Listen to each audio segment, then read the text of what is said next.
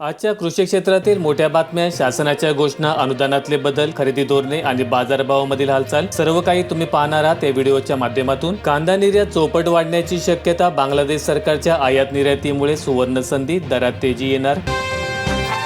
वर्धा जिल्ह्यात अनुदान यादीतून शेतकऱ्यांना वगळलं, प्रशासकीय यंत्रणेचा बोंगळ कारभार, काहींना मदत मात्र काहींना प्रतीक्षा कायम। नुकसानग्रस्तांच्या याद्या बनवण्याची जबाबदारी तलाठी यांच्याकडे सोपवण्यात आली होती, तर तलाट्यांना ही माहिती तहसील कार्यालयात पाठवायची होती, त्यानंतर जिल्ह्याकडे या याद्या पाठवायच्या होत्या। मात्र तलाठी ते तहसील कार्यालय आणि जिल्हा प्रशासन या तीन कड्यांमधील समन्वयाचा अभाव, काही तलाट्यांच्या कामातील डुलक्या आणि तहसील कार्यालयामधील बेफिक्रीचा गावातील हजारो शेतकऱ्यांना फटका बसत आहे।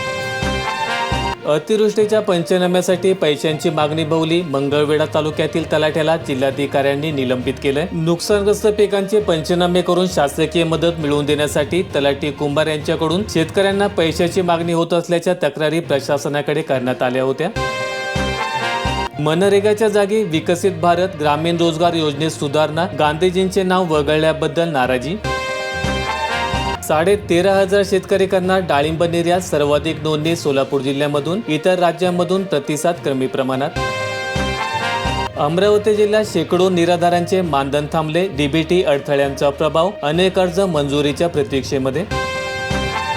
केळी निर्यातीत सोलापूर जिल्ह्याचा सर्वाधिक वाटा, केळी हबसाठी संशोधन केंद्राची आवश्यकता। परदेशात होणाऱ्या केळी निर्यातीमध्ये राज्यातील सर्वाधिक वाटा सोलापूर जिल्ह्याचा असून महाराष्ट्र राज्यातील एकूण केळी निर्यातीपैकी 66.43% केळी सोलापूर जिल्ह्यातून होत असतात। त्यामुळे केळी उत्पादन जिल्ह्याची मोठी घोडदौड असून संशोधन केंद्राची आवश्यकता निर्माण झालेली आहे।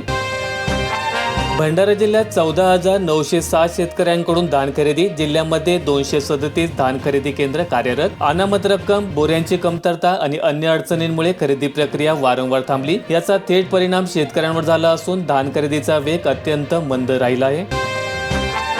रेशन धारकांना SMS सुविधा, ग्राहकांना मिळणार दिलासा, दुकानदारांची मनमानी बंद होणार। या मेसेजमध्ये नागरिकांना मिळणाऱ्या धान्याचा प्रकार जसे की बाजरी, तांदूळ, गहू आणि त्यांचे प्रमाण व वितरणाचा संबंधित महिना याची माहिती दिली जाणार आहे।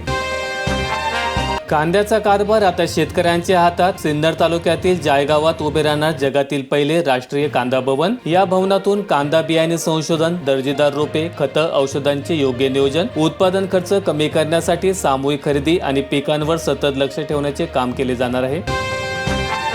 राज्यातील 15,000 तलाट्यांचा एल्गार, कालबाह्य लॅपटॉप प्रशासनाकडे जमा, ऑनलाईन काम ठप्प। नाशिक जिल्हाधिकारी कार्यालयात आपल्याकडील कालबाह्य लॅपटॉप आणि प्रिंटर जमा करण्यासाठी जमलेले तलाठी या आंदोलनामुळे महसूल विभागाचे ऑनलाईन कामकाज पहिल्या दिवशी विस्कळीत झाले। गोंदिया जिल्ह्यात 2.58 लाख शेतकऱ्यांची ID, 8,824 वनपट्टेधारक शेतकरी अद्याप वंचित, त्वरित मिळेल विविध योजनांचा लाभ। शक्तीपीठच्या जिल्ह्यातील महामार्गाबाबत संभ्रम, मुख्यमंत्री फडणवीस यांच्या विधानामुळे तर्कवितर्क, निवडणुकीच्या पार्श्वभूमीवर विधान केल्याची चर्चा होते। वणी परिसरात धरणांच्या तालुक्यात पाण्यासाठी टँकर, दहेगावी बोरवेल कोरडेठाक, नवीन पाणी पुरवठा योजना मंजुरीची मागणी होते। गेल्या 8 दिवसांपासून गावाला पाणी नाही, गावातील महिलांनी मागणी केली आणि शेवटी टँकरने पाणी पुरवठा करण्याची वेळ आली। गावातील बोरवेलचे पाणी 8 दिवसांपूर्वीच संपले आहे। वर्धा जिल्ह्यातील 2,328 हेक्टर जमीन होणार अधिग्रहित, रेडी रेकनरच्या 4 पट मोबदला मिळेल। जिल्ह्यातील 5 गावांच्या पुनर्वसनाचा विषय। बोर व्याघ्र प्रकल्पाच्या बफर क्षेत्रात येणाऱ्या आणि कोर क्षेत्रापासून अतिशय जवळ असणाऱ्या 5 गावांचे पुनर्वसन करण्याचे शासनाने निश्चित केलेले आहे। कर्ज फेडण्यासाठी सावकाराने शेतकऱ्याला किडनी विकायला लावली, चंद्रपूरमधील धक्कादायक प्रकार। कर्ज फेडण्यासाठी शेतकऱ्याने विकली किडनी, नागभीड तालुक्यातील मिंथूर येथील शेतकऱ्याचा आरोप। चंद्रपुरातील घटनेमुळे राज्यभरात खळबळ उडाली। सांगली जिल्ह्यात झालेत 595 आंतरजातीय विवाह, शासनाकडून प्रत्येकी 50,000चे अनुदान, 2,97,00,000चे वितरण। बीड जिल्ह्यातील शेतकऱ्यांचे अर्ज महाडीबीटी पोर्टलवरून पोकरा पोर्टलवर स्थलांतरित करण्यात आले। पूर्वसंमती व प्रतीक्षा यादीत असणाऱ्यांसाठी हा बदल असेल। ज्या शेतकऱ्यांचे क्षेत्र 5 हेक्टरपेक्षा कमी आहे आणि ज्यांना अद्याप पूर्वसंमती मिळालेली नाही आणि किंवा ज्यांचे अर्ज प्रतीक्षा यादीत होते, असे सर्व अर्ज आता महाडीबीटी वरून हलवून प्रकल्पाच्या पोकराच्या नवीन पोर्टलवर वर्ग करण्यात आलेले आहेत। जळगाव जिल्ह्यातील ग्रामपंचायती मालामाल 15व्या वित्तीय आयोगाचा आणखीन 33 कोटींचा निधी. जळगाव जिल्ह्यात आतापर्यंत 848 कोटी रुपयांचे पाठबळ लाभले तरी देखील 100 कोटी अखर्चित आहेत. जात पडताळणी प्रमाणपत्रांसाठी पालकांची होते मोठी दमछाक. पुरातन दस्तऐवज जीर्ण. 1967च्या आधीचा पुरावा डोकेदुखी ठरतोय. 8,000 कोटींच्या सिंचन अनुशेषात बुलढाणा अजूनही अडकलेलाच. 1994ची 35.11% राज्याची सरासरी गाठायला 2027 उजाडणार. 3 महिने उलटून देखील पाचोऱ्यात पूरग्रस्त मदतीपासून वंचितच. प्रशासनाची अनास्था. 16 सप्टेंबरला अजिंठा डोंगरातील मुसळधार पावसाने हाहाकार उडवला होता. रेल्वे मार्गाच्या भूसंपादनाबाबतच्या सुनावणीत शेतकऱ्यांचा गदारोळ. जालना जळगाव प्रस्तावित रेल्वे मार्ग जमीन देण्यास अनेकांनी तीव्र निषेध दर्शवलाय. सुनावणी सुरू होताच शेतकऱ्यांनी पूर्वी झालेल्या सर्व्हेनुसारच रेल्वे मार्ग ठेवावा अशी मागणी करीत घोषणाबाजी केली. त्यामुळे कामकाज ठप्प करण्यात आलं. परभणी जिल्ह्यात अतिवृष्टी अनुदानाचे 425 पैकी 342 कोटी रुपये वितरित करण्यात आले. परभणी जिल्ह्यात एप्रिल ते सप्टेंबर 2025 दरम्यान झालेल्या अतिवृष्टी आणि पुरामुळे बाधित झालेल्या शेतकऱ्यांसाठी मंजूर करण्यात आलेल्या 425 कोटी 57 लाख रुपयांपैकी 342 कोटी 10 लाख रुपये अनुदान वाटप करण्यात आलेले आहे.